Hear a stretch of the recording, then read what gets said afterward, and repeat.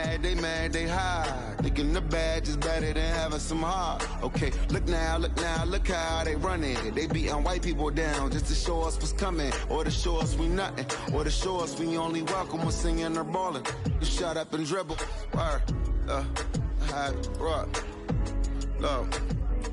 Hey everybody, I'm Carrie Champion. Welcome to We the People. So today we are having a very candid conversation with athletes and artists who want to make sure that you use your voice to vote. Voting is your voice. So we have so many different issues that have happened in this country. It's really, truly unprecedented time. So I'm looking forward to these conversations. I think you'll be educated as well as entertained, but most importantly, informed. We have morethanavote.org, whenweallvote.org, and fairfight.com. Those resources are imperative as we try to change our future.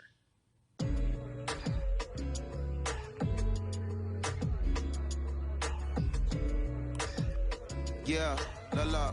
There's no way that we can talk about hip hop or even the fact that we want to talk about activism, Black voter suppression, without bringing in this guy straight from Port Arthur, Texas. We are talking about Bun B. He is an activist, a scholar, and an all-around gentleman. Thank you so much for spending some time with us. Bun, I don't want to start heavy, but I guess I have to because that's where we are in the world today. It's heavy as hell. And when you think about what needs to happen in this country in terms of change, what's the first thing that you think of? Equality. That's pretty much the first thing that comes to mind, right? Black people need to be seen as equals in this world. You know, we had to fight just to be recognized as a full citizen in this country and not 3/5. The world is now seeing what we've known for so long in the culture and in the community. The one way that we can fight is obviously voting. Talk to me about what voting means to you. I hear people all the time talking about one vote doesn't matter and that voting doesn't make a difference. If that's true, why do they work so hard to suppress the Black vote? Because they understand the power of the vote. And so it's time that Black people collectively also understand the power of their vote. And not just on a national level, because a lot of times we only have this conversation every 4 years. People need to be very much involved in their local politics. They need to understand who their elected officials are, where they stand on issues that affect you. And you need to use your vote to either support the ones that care about you and your condition, or to elect people who do. A newer initiative that we're dealing with is educating felons, right? So in the state of Texas, if you're a felon, right, if you've been to jail or to prison, but you're no longer on probation or parole, you have the right to register to vote. Another thing that was just brought to my attention, there's an initiative called Orange, which is happening not just in Houston, but all over the country. If you're in jail currently during pretrial, but you have not been convicted, like you're still in jail waiting for your day in court, you are still eligible to vote. And you said something so key. They work so hard to hope that we stay uninformed, but more importantly, to suppress the Black vote. If you could do one thing with this message that we're trying to send today about how important voting is, what type of images would you like our people to understand and see when they go to these polls and vote, or when they cast their ballots? I think the images that we've all seen, you know what I'm saying, for decades in this country, if not centuries in this country, we've seen Black people oppressed, we've seen Black people attacked. So every time you look back and you see those old black and white images of people of color being attacked by dogs and people of color being sprayed with hoses, that's what they were fighting for. Back then, they were just fighting for a chance to vote. People like Martin Luther King Jr., people like Malcolm X, these people died to help us be in a position to have the power that we have now, which is to be able to cast a vote and make a decision about the people that have controls over our lives. So, I mean, if you in your own community need a reason to vote, look at a person like George Floyd. If the people in your city are not open to police reform, are not open to having a conversation about defunding the police, are not open to issues concerning economic equality, judicial equality, and racial equality, right? If they're scared to say Black Lives Matter, you have the power to put people in those positions who do believe that Black Lives Matter, who do believe in racial equality, economic equality, judicial equality, That's right. right? That's right. Who see us as human beings. And if the people in your community don't feel that way, vote them out. It's that simple. It's just vote them out. We don't have enough time to sit around and hope that people change their minds. Yeah, Bumpy, you point out something so important. We have the power. And that is in our vote, and that is with our voice, and that's how we use our voice. I think of where we are right now. People say this is a particular moment, but it is a movement, not just a moment, it is a movement. Why, in your opinion, was it George Floyd's death? Why was that the chosen brutality for people to say, oh my God, Black people are still oppressed in this country, and it is not fair? I think it's twofold, Carrie. In so many different encounters between people of color and the police, there simply is no proof of what happened in the interaction. And so what happens is in a court of law, it tends to lean towards the policeman's point of view, right? In this case, we saw very clearly what happened. I think the other thing is due to the fact that everyone was at home, basically, during this time period in relation to the coronavirus, you couldn't avoid it, right? It was on every television station. It was on every social media platform. Everywhere you turn, you were constantly hit upside the head with this message. You see in the interaction that this man did nothing to deserve what happened. That's right. I think so well said, because if you think about it, in the grand scheme of things, it wasn't worth it, and he didn't have to lose his life. I think that you touched on something that a lot of people talk about, and that is now defunding the police. That has been such a huge conversation, but there's so many misconceptions around defunding and dismantling. If you will, educate the audience. All right. So most people, when they hear the term defund the police, they tend to think of, oh, they're going to take away our police department. Nothing could be further from the point. Defunding the police means that in certain communities, even Houston, take for example, we had over $1 billion allocated to our police force. Now, what is that money being used for? Some of that money tends to be allocated towards riot shields, right? Pepper spray, right? That kind of thing. That's only used against the people that fund this budget, right? So why would the people want to supply the police with the means to oppress them? If the police are concerned about the situations in certain communities with a higher crime rate, well, higher crime rates tend to happen in communities where there's not employment opportunities, right? There's not a lot of social services, and people are going to do what they need to do to take care of themselves and their families. When the community has more opportunities for employment, more opportunities for upward mobility, then they tend to be less of a strain on the government. They tend to have a lower crime rate. And because of that, we'll have less need for the police in those communities. You are passionate about so many different things in terms of making sure that we are holding our leaders accountable. Talk to me about some of the other projects that you're working on. Well, right now, obviously, being a part of More Than a Vote is essential. We're dealing with primaries in this country right now. And we just want to educate people. We want to inform people because people are tired, they're angry, they're concerned, and they want information and they want action. And so we want to make sure that we give them the right information and lead them in the right direction. And we thank the people that do not look like us for standing with us right now, because it's very important that people who aren't Black be involved, because if Black people could have gotten rid of racism, we would have done it hundreds of years ago. And so I'm trying to use my voice and my platform just to let people know that if they feel like I do, there's a number of places they can go to enact change in their community. People need to know about how their city council runs. They need to know that they have the ability to speak when city council meets, to let them know that that's not the way that they feel their city needs to be run. Those are not the places that they feel the money of their community needs to be allocated. And Bubby, even a step further, they can run for office in their local community. They can run for positions. Like, people act like they leave it up to somebody else. If you're upset, it's not hard to get on the school board. It's not hard to be a part of the city council. It really isn't. And depending on how small your town is, you could be a mayor. The power is with the people. And we need to just know that that's happening. Absolutely. And it's always been with the people. You know, if you look at Trayvon Martin's mother, Sabrina Fulton, right? She felt that there was a system of racism and a system of oppression that led to her son's death. And so what did she do? She ran for city council and she was elected to city council. Our own former president, 44, Barack Obama, right, started in the community as an activist, ran for an elected position, became senator, ran for another elected position and became president of the United States. So don't think that you can't make a difference. You know what I'm saying? You don't need a lot of money. You don't need a lot of power. Your voice is enough to make a difference. Amen. I feel like I need to go out and run for something. You gave me a rousing speech there, sir. I'd be remiss if I didn't ask you this.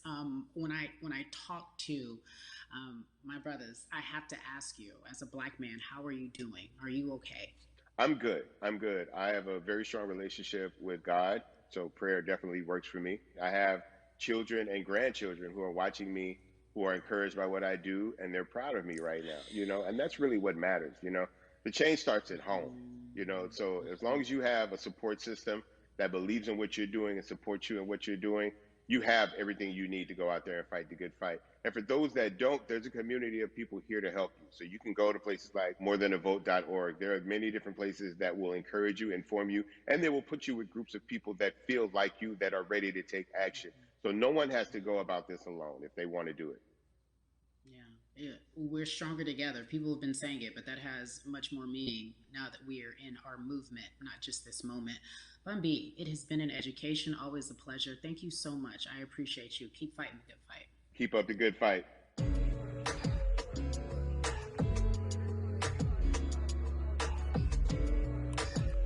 Yeah, la la. So our next guest, I have to admit, I'm a fan, but there are so many different people that we could talk to, and I thought it was so imperative that we speak with her. You know her as Molly on the huge, successful show Insecure, HBO's Insecure. She also has a comedy special highlighting her Nigerian roots, and she's an amazing podcaster. Let's welcome in Yvonne Orji, everyone. You have such a beautiful way of making things funny, giving us our medicine with some candy, right? The humor and the healing. You bring all of that to your space. And right now, as you look across this country and how everyone is so broken and so upset, if it's not social injustice, it's the pandemic, it's depression, it's unemployment, the list goes on and on. How are you doing, quite frankly? I'm rediscovering self in a way that is hard, but necessary, that will lead to ultimate joy. I know it sounds like a lot, but no, I think I personally think that God put all of us on a global timeout. Like we just, America hasn't done as good as other people when it comes to timeouts because everyone else is out playing at recess, and we're still in the principal's office hoping and wishing we can come out.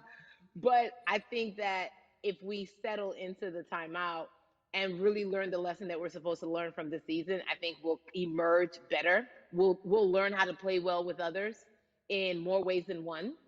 And so personally for me, I'm taking this time to learn me in a new way. I feel like I'm being ushered into a new season, and I'm getting still, because sometimes the busy confounds the work that we're supposed to actually be doing. We're busy doing other stuff, but we got work that we need to do on the inside. And I'm leaning into it. I'm like, dang, I thought I was gonna be able to rest like everybody else. And God's like, nah, we got work to do.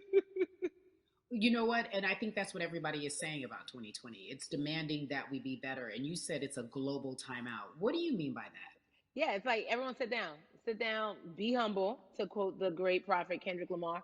But like, no, seriously, sit down and let's reevaluate some things. Let us unearth and shake up the things that we have been trying to hide within ourselves, within our nation.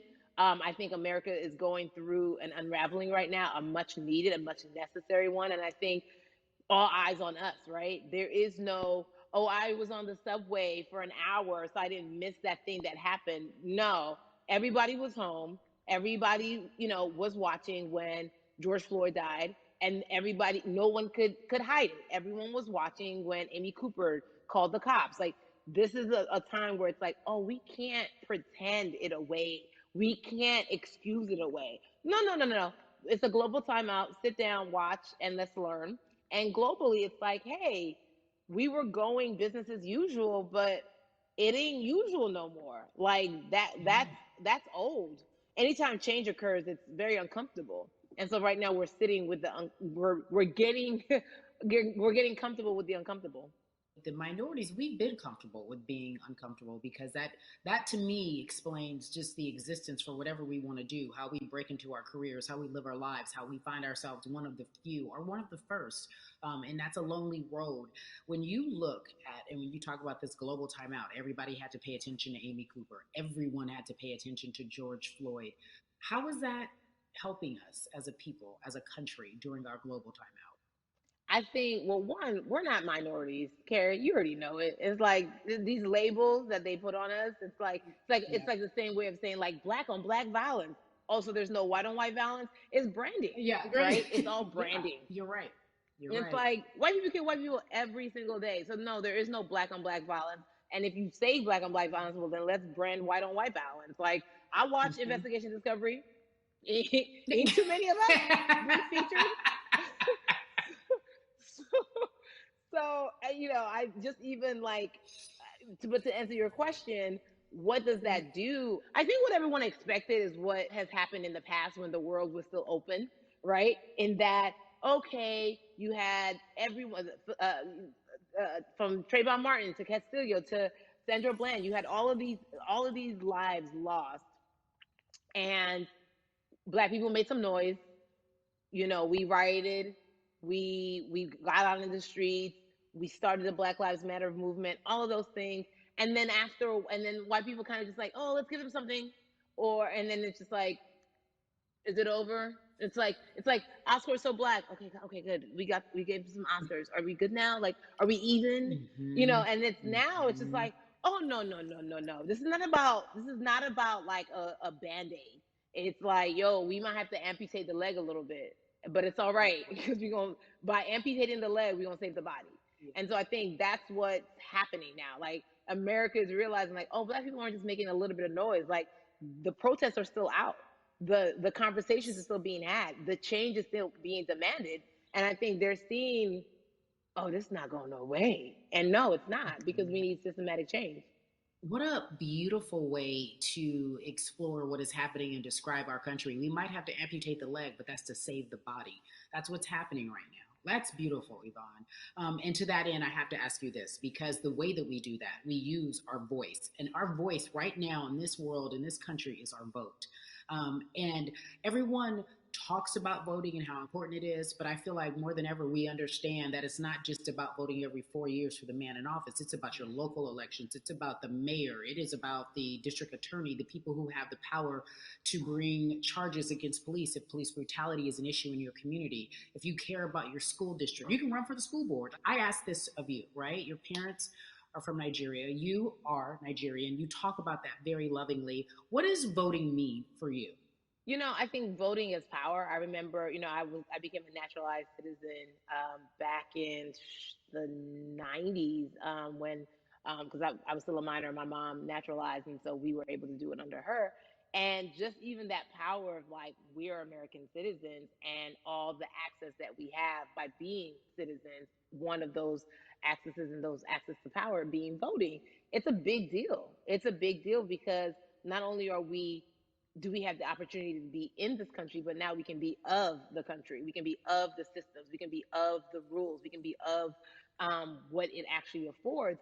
But I think, going back to your earlier comment about just the setup of systems, I think we are done a disservice, either it's schools or whatever it is. And I'm not putting teachers on blast. I think teachers do a phenomenal job, but for some reason, we do not, and give them all the raises. I know too many parents who are like, this child of mine, I do love them, but hey, where can I drop them off? And I do think that there is a disservice done because, again, when we talk about them, to your point, we talk about every 4 years. It's important to vote for the presidency. We don't realize, like, oh, snap, we actually can vote about, like, how much our libraries get. It's like small things like that, but they make a big difference.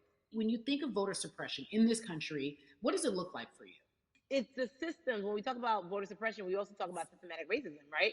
It's all the systems that set up. And we've normalized, okay, maybe your job will give you a half day, or maybe, you'll be able to get this luxury. It shouldn't be a luxury. It should be built into the system. It should be built into the fabric of how we vote.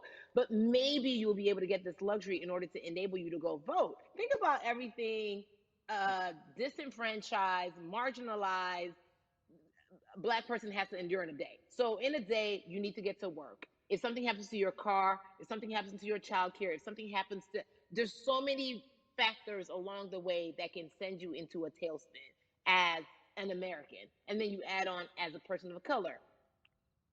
If you're just trying to get to vote and you already have to go through all of these hurdles and hoops in your everyday life, imagine the one day when your voice really is supposed to matter the most in this country. But then you also see all the times that you tried to have your voice matter, and then it's been shut down, repressed, told it doesn't matter. And then you're kind of like, what's the point? how do we keep hope though? If I'm watching this right now, I want to I how do we as a people stay hopeful? How do we believe in the promise that these quote unquote forefathers have given us? Because have you met black people? By default, like hope is infused in our DNA. Like you know what I'm saying? Like by default, like if we haven't been broken now through, be it through You're right. slavery, through Give it to me. Give capitalism, it to me. through Give it to me. colonization, through Yeah, segregation, you're right. through Come, I mean, listen, come black through. the history of black people in this country is at one point we were 3/5 the people. Mm-hmm. That's it. At one, That was a written law. And look at us now. We are whole. We are black girl yeah. magic. We are black boy joy. We are, you know what I'm saying? Mm-hmm. What I think about in terms of giving us hope, right? We're making a lot of people nervous right now, Carrie. We're Oh, making a girl. lot of people Ben. nervous right now because they're like, dang, we put all these obstacles in their way, and these jokers are resilient.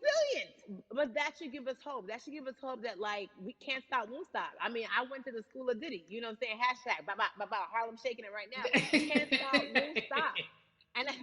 And I think that's our motto. We can't stop voting and we won't stop voting. We can't stop marching and we won't stop marching. We can't stop thriving and we won't stop thriving.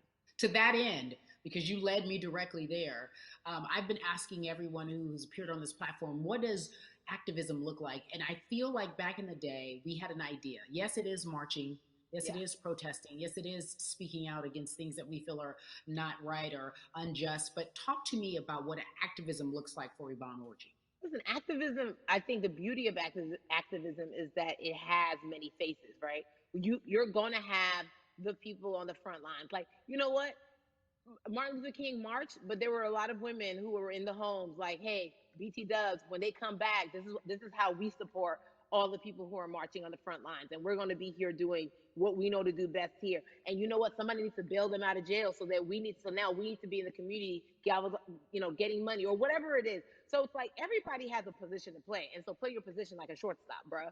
So whoever you are and whatever you do, play your position. So activism could look like, you know what? I'm not the one that's built to be on the front line, but you know what? My pockets go deep, so I'm gonna support the people on the front line.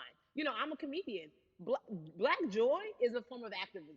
There's always a call for entertainers or celebrities that have the platform to do something. Why aren't you speaking out? I'm not a believer in thinking that it's mandatory. Like you said, everyone can be an activist and be activated in different ways. But talk to me about the connection. Talk to me about the marginalization in your world and how you feel like it even inspires you to say more and use your platform to do more. Beneath the surface of what we do, like Niecy Nash says, it's the the who, right? The who is the person who's going to be like, hey, let me call this out. Either blind racism in terms of overt racism, in terms of ways that we can be better, in terms of ways that we can actually be more uplifting to the community that you may not even realize that you're serving. Before I let you go, talk to me about the urgency, in your opinion, for people to vote, our people to get out and vote this coming election. Yeah, I mean, guys, guys, guys, if you think you're tired now, I'm telling you right now, we cannot take this sitting down. We can't take this jokingly. I understand that it may be hard to figure out who to vote for, but at the end of the day, we got to vote for our families. We got to vote for our legacies. We got to vote for continued progress. We have to vote for upward mobility. We have to vote for equality in a way that is long lasting. And if we succeeded before, we can do it again. You talk about the hope. This is the time. This is not the time to give up. This is not the time to pretend a way that we haven't made progress. We have. There's still much more to be done. And you know what? We might have to get to a point where we pass the baton to our children and our children's children, but we still have work to do now for that generation. Von Orgy, you are everything. You are Molly, but you are not Molly. But I love you so much as Molly on HBO's Insecure. You are an amazing podcaster, Jesus and Joloff. Shout out to Lovey. And then we also have movies. Like you, the world. You're a model, a cover model. Also, wait, don't let me forget your hugely successful stand-up comedy special on HBO. Girl, I mean, you doing it all, and I am so grateful. You are truly the dream, not just the American dream. You're the black girl, brown girl, do it all dream, the immigrant dream, everything. You're a beautiful, beautiful soul. I really, really mean that from the bottom of my heart. Yvonne Orji, ladies and gentlemen, nothing but the best and excellence personified. Thank you so much, my friend.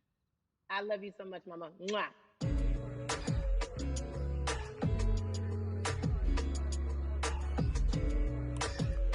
Yeah, la la.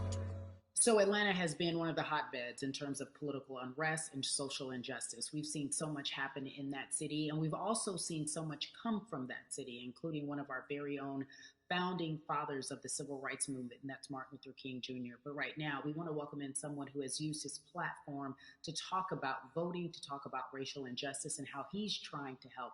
Atlanta's very own Russ joins us now on We the People. Russ, I'm not going to fan out and tell you what some of my favorite songs were that I listened to repeat on yours. We're going to get to the topic at hand. So we got to talk about, recently you did an interview where you shared your outlook on culture and music. And you also were very candid about the fact that you have a privilege and that it's necessary for you to give back. Tell everybody about what that means. It's very obvious, I'm white and I'm in Black culture and I'm benefiting financially off of it. So I feel like if you're a white person financially benefiting off of Black culture, you have to put finances back into Black culture. It's just that simple. The screenshots with your feelings, it just comes off like fake empathy because it comes off very dismissive and very oh, that sucks for y'all, but anyway, back to what I was doing. Have you felt that way always, or is it now because of the time of where we are in this country?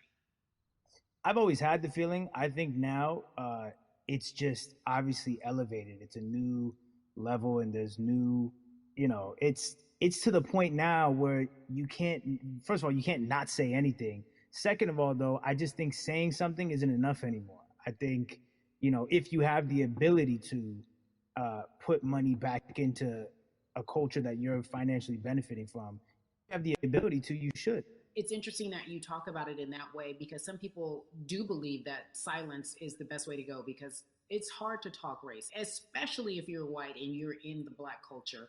People just feel as if they can't talk about it. They feel awkward. They feel as if they don't have the privilege or the voice or the words. How do you find yourself right now in terms of interacting with people when they want to talk to you about social injustice, police brutality? What's going on in this country right now? Well, first of all, picking and choosing whether you want to be silent or not about race, that's a privilege in and of itself. But no, I mean, I try to just do my best to listen to the Black people around me and the educated Black people I have in my life. So I do my best to not act like I have all the answers for everything, especially in a culture that I'm not from. But that's why when we decided to raise the money for Black Lives Matter organizations, when we raised 500,000, we got on the phone with some of the women who started Black Lives Matter. I got on the phone with Tamika Mallory. I was on the phone with Karen Civil and talking with my friends to make sure the money went to like the correct places, and people who really need it. It's just about listening. That's all. It's about listening. Let's talk about that for a moment because the way I think of activism, for me, it looks very differently. It's not necessarily just protesting on the front lines. I think that's great. But what about being an activist in the way in which you have decided to be one? What inspired you? What did it look like? You said you raised money for Black Lives Matter.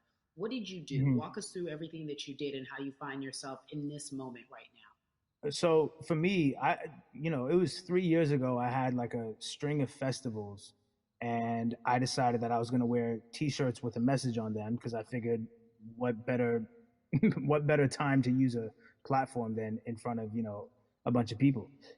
So one of the t-shirts I wore was, if you want to change the system, speak up, white silence is pro-racism, the whole thing. And it didn't really it kind of got swept under the rug back then. But when all this stuff started happening again, and it's been happening, the police brutality against innocent Black people. I was like, man, I'm not the biggest artist in the world, and I certainly don't have the most white fans in the world, but I got a good amount of people that I can definitely mobilize and turn into some money. And I know they're down for the cause because it's merch, it's a good thing. And I've always been outspoken anyway, you know? And so how am I going to be in Black culture and not be outspoken about racism? And then I got to ask you this, because you grew up in Atlanta, so that gives you a heads up, depending for so many people, because you're in the crux of that beautiful Black city where there are so many wonderful Black leaders, home of so much great music and things that speak to our culture right now. And we are really, really getting our word out, especially with this platform today, and saying that we must use our voice to vote. Talk to me about what the importance of voting for you in this upcoming election. Yeah, so full transparency, I had never voted before, ever. And because, I was one of those people who was like, my vote doesn't matter. And, and I don't know, maybe it's because I was younger, maybe it's because I really thought that, or I don't know, but I just think that it's got to, now this is a bit of a privilege to say it's got to a breaking point for me, because obviously it's been past the breaking point for Black people. But I think that as a whole, the young people need to get out and vote, because we're the ones that never show up. You know what I mean? We never show up to vote, but we're the future. So it's like, look, we got to go out there and vote, and then whatever happens, but at least we did our part. You got to do your part. You're very candid in saying that you just decided to vote. And I think there's a beautiful irony in the fact that you have your fans saying, because of you, I'm voting. Right. And there's something beautiful about that. But I want to know why now for you. Why in this moment is it important for you to vote? And what hit your spirit to say, yes, this is the time to do it? Honestly, because I think that George Floyd really woke up a lot of people who, including myself, who I was vocal and outspoken about racism. I put it in my lyrics. I put it on T-shirts. I would talk about it in interviews. Like, I was vocal about it. But that video in that moment, I think me, along with a lot of other people, just kind of was like, all right, like, words are simply not enough anymore. We got to do something, whether it's raising money, whether it's voting, or all the above. Like, we got to do something, and I'm ashamed that it took that for me to be like, I need to raise money and I need to vote. It's a shame. And I don't know, I guess it snapped a bunch of people out of it, and even if you were vocal and whatnot, it's time to actually put your money where your mouth is. It's time to go vote. It's time to just stop talking about it and be about it, and it's been time for that. But like I said, I'm ashamed that it took me this long to actually really, really be about it. But I'm here now. So Russ, we all know that this is going to be your first time voting. Tell me what that experience is going to be like for you in terms of what you're excited about. I think, what it's going to do for me? It's going to let me know that I'm contributing to something bigger than myself, and I'm actually putting my money where my mouth is, and I'm being about it. Because, for so long, and I know I'm not alone with this, but, standing on the outside and just screaming about this and that, and this should change, and it's like, all right, but did you vote? And so I know it's going to feel good to know that I played a small role, and that's the problem. I think the mentality of like, my vote doesn't matter needs to be changed to, my vote, albeit small, does matter. It's a role I'm playing, and if I play my part and you play your part and he and she plays their part, then we make a difference. But it'll feel, I have a feeling it's gonna feel very, very bigger than me. I think when you realize that giving actually feels better than receiving, that's when you start wanting to do your part and contribute. So voting is an easy way to give, Yeah. To whom much is given, much is required, and you have been given a huge platform, and we are so grateful for you, Russ. Philanthropist, artist, community activist, first-time voter. We appreciate you for doing this, okay? Thank you. I appreciate y'all.